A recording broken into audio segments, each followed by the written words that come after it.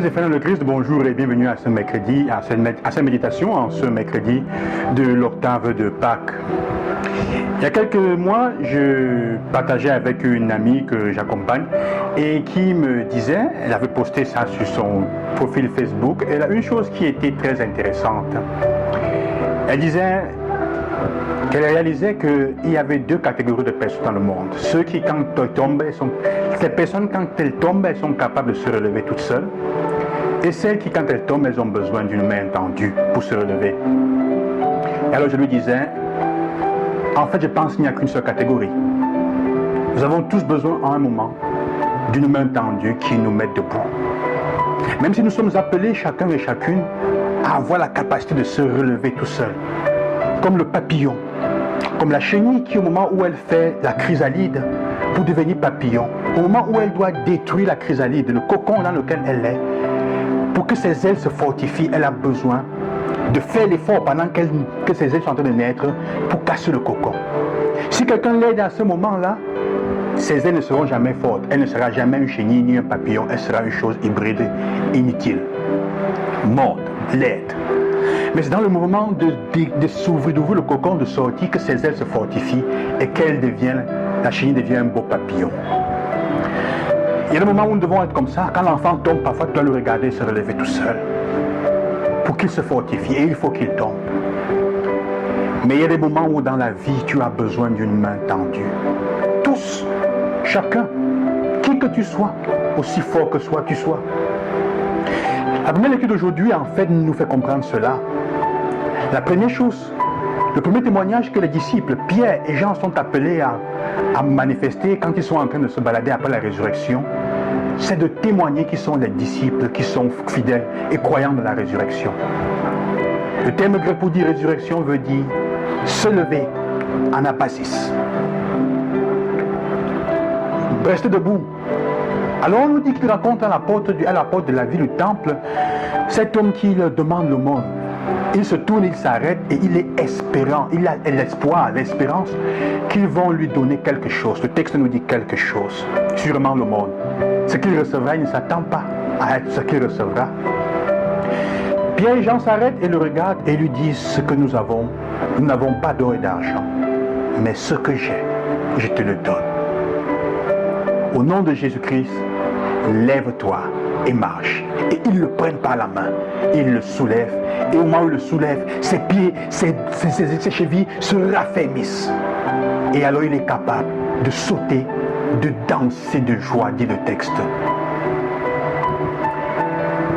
Chers frères et sœurs, on ne peut vraiment pas aider quelqu'un. Il y a un autre détail il demande, Pierre et Jean demandent au monsieur, regarde-moi. On ne peut aider quelqu'un que si vraiment on est capable de le regarder dans les yeux, au plus profond de son être. La porte de l'être, c'est l'œil, sont les yeux, et de découvrir quelle est son aspiration la plus profonde.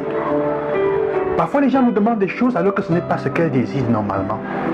Elles nous demandent des choses parce qu'elles ont l'impression que ce de quoi elles ont vraiment besoin, nous ne sommes pas capables de leur offrir. Alors ils demandent à Jean et à Pierre de l'aumône. Mais il regarde dans ses yeux et il se rend compte qu'il a besoin de quelque chose de plus grand. Pour être capable, pour soulever les gens de leur misère, il faut être capable d'individuer au fond de leur être quel est le désir le plus profond.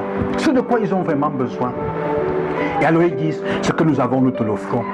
Lève-toi, marche. Ils sautaient. Le premier fruit de la résurrection, c'est ça, frères et sœurs. C'est que la foi dans le Christ qui est ressuscité, qui est relevé de la mort, nous met debout. Il a mis debout Pierre et Jean. Il pardonnera à Pierre qui pensait être tombé, avoir touché le fond, après l'avoir trahi. Mais il le relève, il lui redonne confiance. Et Pierre est capable de regarder cet homme et de voir dans son cœur, dans son âme, qu'il a un besoin profond. Il a besoin lui aussi de quelque chose qui le mette sur pied et qui lui redonne la joie de danser. Parce qu'il est un homme qui marche debout.